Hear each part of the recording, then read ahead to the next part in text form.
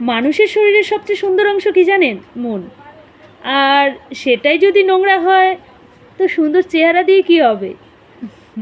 ভালোবাসা না তখনই সুন্দর যখন একজনের না বলা কথাগুলি অন্যজন বুঝতে পারে।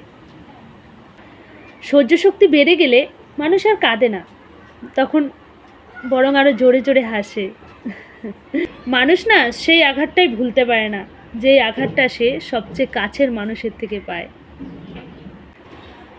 অন্যের কি করা উচিত তা সবাই জানে, কিন্তু নিজের কি করা উচিত সেটা কেউ জানে না।